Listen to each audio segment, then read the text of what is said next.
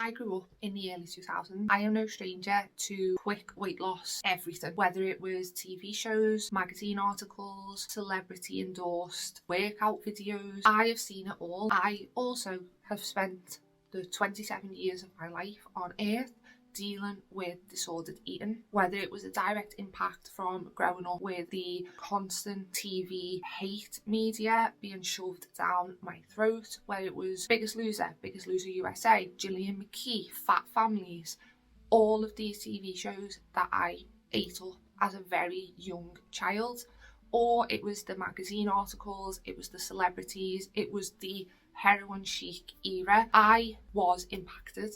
I have mental health issues, as you will know from this channel, and disordered eating and an eating disorder is one of those. And unfortunately, it doesn't just go away. It is something that I have to deal with day in, day out. But I am doing quite well at the moment. But there's a lot of people that are not. And I was very disappointed to see that Maisie Williams, who, if you do not know, she was a very big actress in Game of Thrones, has done an article that was shared everywhere about the weight loss that she had to endure for a new film that she's in, because the time period and the circumstances of the movie were that she had been in a concentration camp, and because of that she needed to look skinny. Maisie Williams has never been overweight. The fact that she had to lose weight for a film is something that I do not agree with. I don't think actors should be putting their body under strain to lose or gain weight for roles, because it is unhealthy.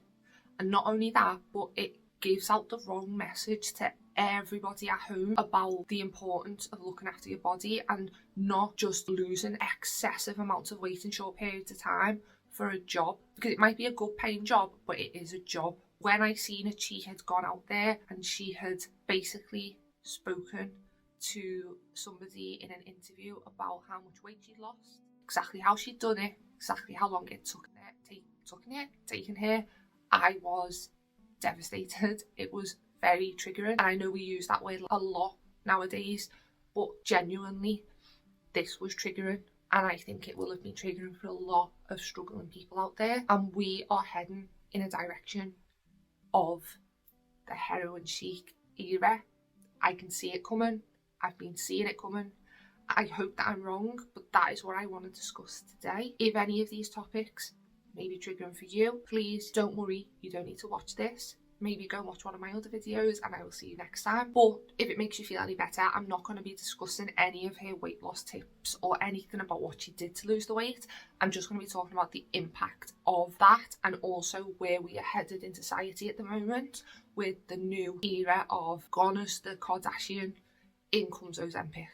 With that all said, let's get into it. We should not be asking anybody to lose weight or to put their health at risk. It also goes with the gaining weight, because a lot of people will gain excessive amounts of weight for a role, then they will have to lose that weight because then they need to be fit again and healthy again. Maisie Williams chose, some would say, to lose that weight, but she chose to do it for pressures for a role. I still think that she's not fully to blame for feeling like she needed to do that for this role. However, what I will say I do blame her for is going out into the media, doing an interview, talking about not only the fact of how much weight she lost, but how she lost it. And I know in the interview she talked about how horrible it was and how unwell she felt.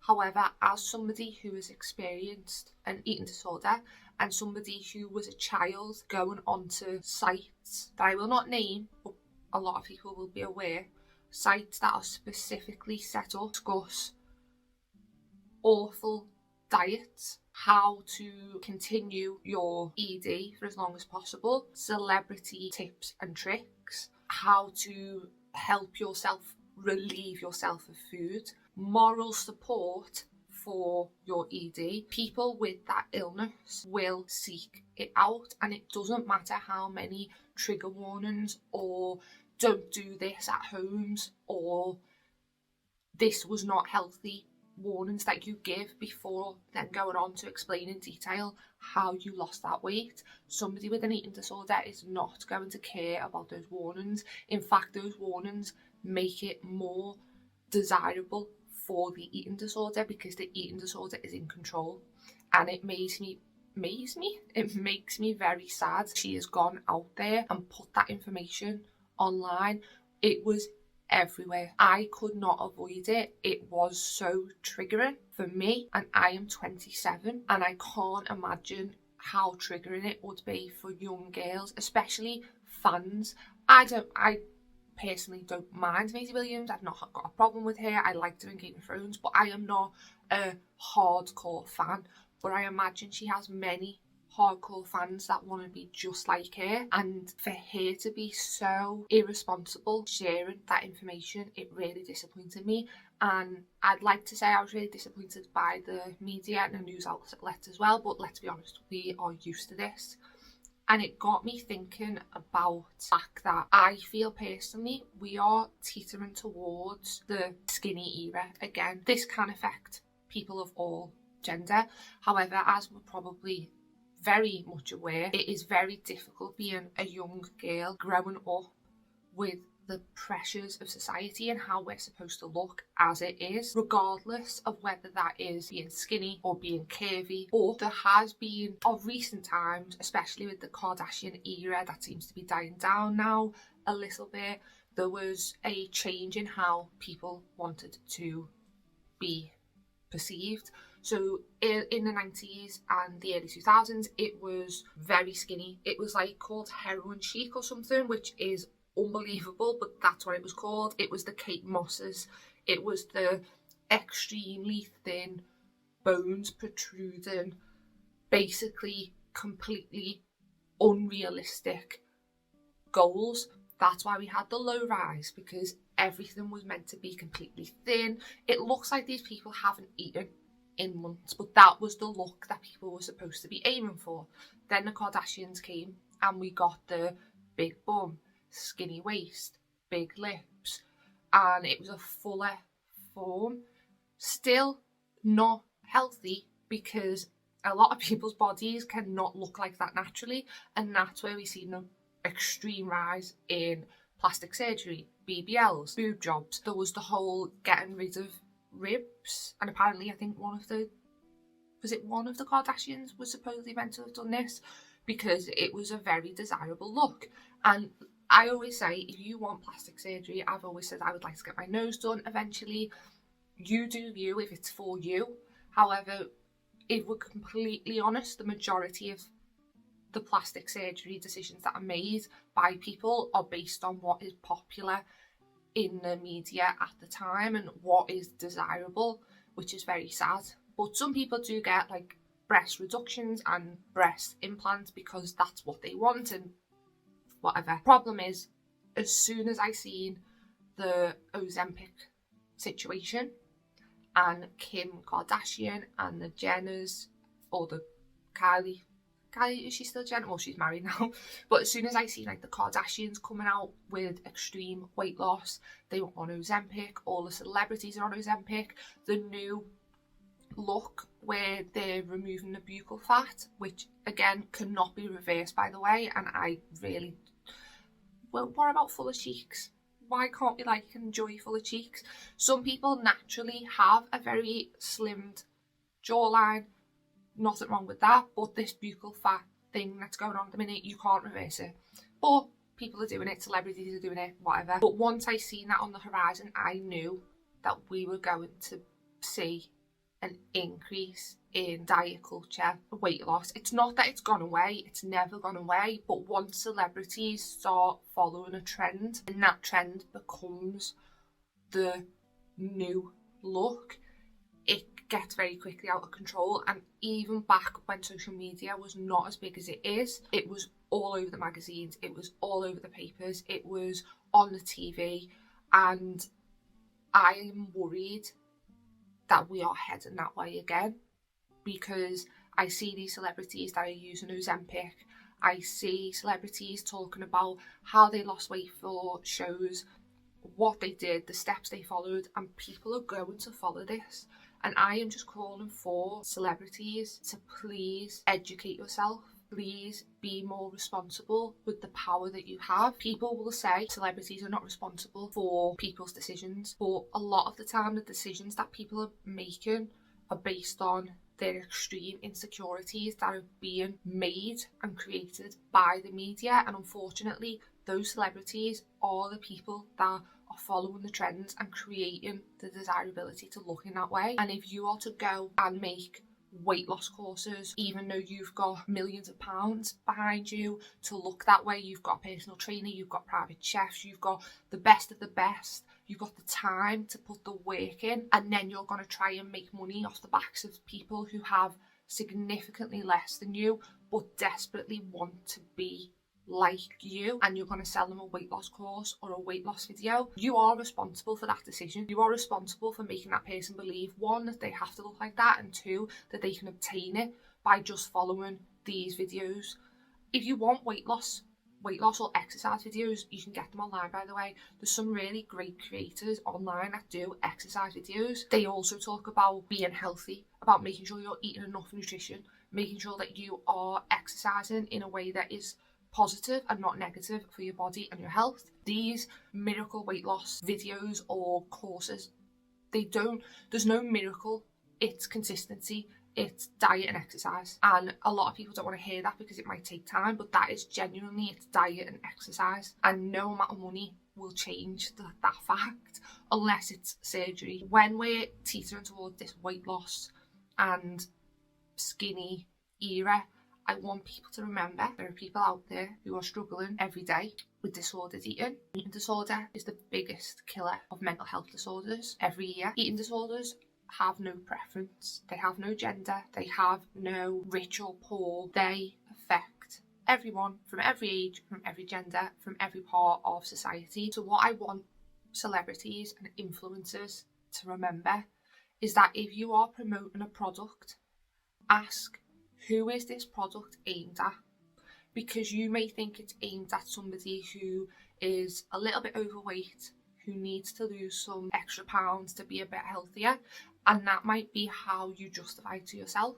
However, when you are aiming your products, you need to remember that you most likely have children, teenagers, vulnerable people, people with low self-esteem, who this product is not designed for, like the weight loss teas that basically just make you poop your pants, and these Ozempic pens that are meant to be for people with diabetes, and these weight loss courses, and these miracle cures, and these tablets that reduce your appetite. I want you to imagine that the people that are using these products and that are seeing your advertisements are not overweight. They are young girls at home in their room. They are vulnerable, sick people. And then I want you to imagine that they're using those products.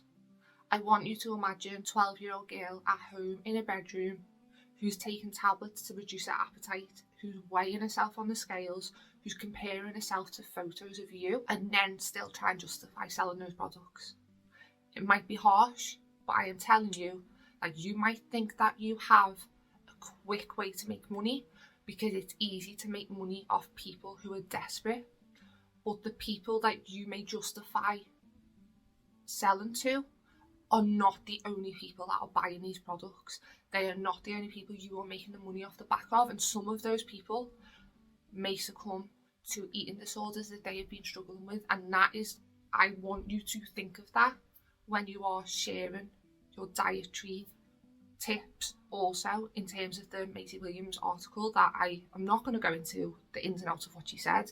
She put an amount of weight that she lost. She included how she done it. But what was not included is the fact that she will have had a whole team of nutritionists around her. She will have had doctors. She'll have had people making sure that if things went too far, they could make sure that she got back to her health.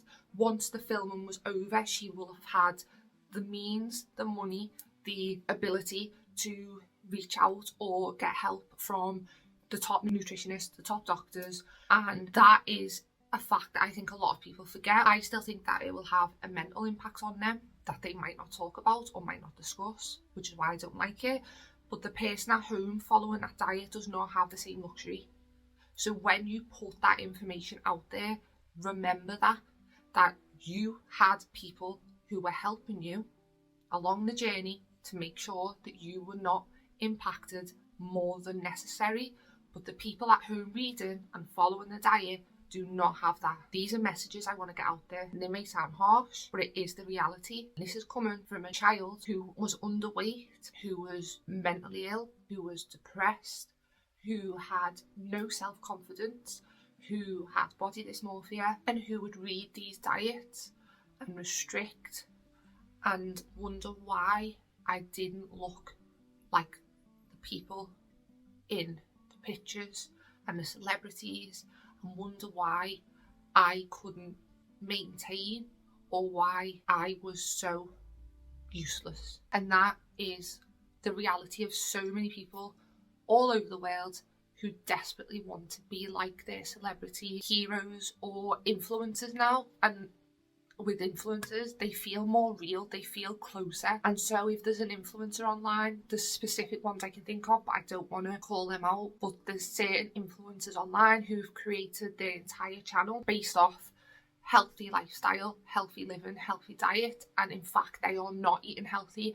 It is not a healthy lifestyle, and because you're an influencer and it feels like the girl next door, your friend, you feel closer to them, it feels more okay to follow what they're saying because they must be being honest, because they're just like it's like a friend, and they seem great and they're filming every day and we're seeing their life, but you're not seeing their life. And a lot of these skinny influencers or whatever are unhealthy themselves, or they're not completely being honest, they're not following the diet that they're showing you that they're following.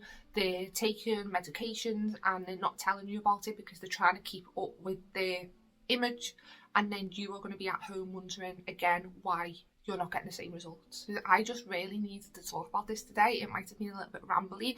I have been wanting to make this for 2 or so weeks since that article came out, but I really wasn't in the right headspace to make it. But please do leave comments down below, but like I always say, can we keep it as positive as possible? I don't want any just hateful comments or arguments. Discussions are welcome, but keep them kind. We can have different opinions without needing to put each other down. So that is everything for now. I would really appreciate if you could subscribe, give this a like and a comment, because it really does help with the algorithm. But wherever that you are, I hope you have a lovely morning, day or night, and I will see you again next time. Bye.